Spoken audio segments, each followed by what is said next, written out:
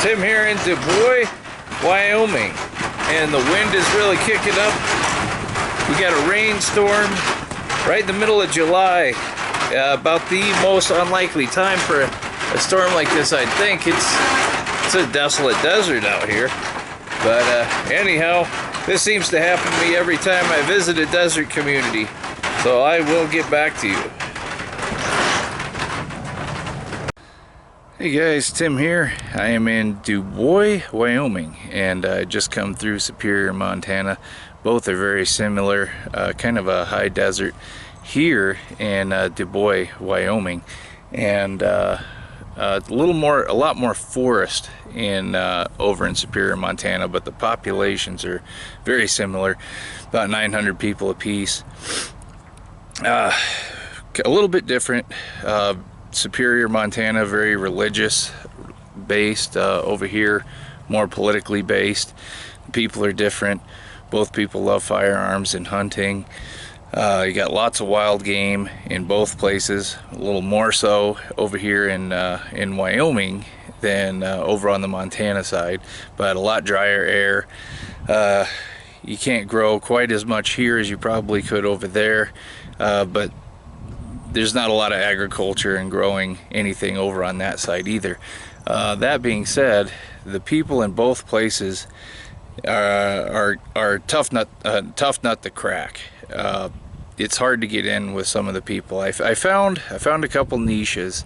I'm very people socially oriented, so it was a little easier for me. I started showing people firearms, started talking firearms, and that kind of did it. That got me in. But if you're not very socially adept, probably not the best decision. There's hard winters here. The winters can get as far, from what I've heard, as 35 below zero. A little rough. And plenty of water though. You won't have any trouble finding water. No trouble finding game. You will have trouble growing things here. I took a video on that, on comparing some of the things that I grow back home that grow here, that people are trying to grow here, and really that's about it. You don't have the advantage of the ocean over here either as a constant food supply. So it's ups and downs. Yes, it's very isolated here, very isolated, especially here in Wyoming where I'm at in Dubois. The nearest town, I believe, is 67 miles. Alright, in Wyoming, looking at a wild gooseberry. It's a gooseberry, and I'm trying to find an actual berry. Ow. Thorns. And here we go.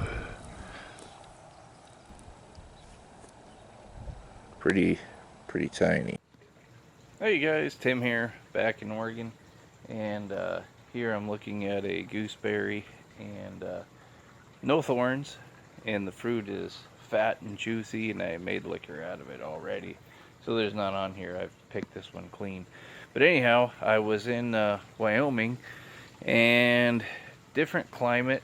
There's advantages and disadvantages there.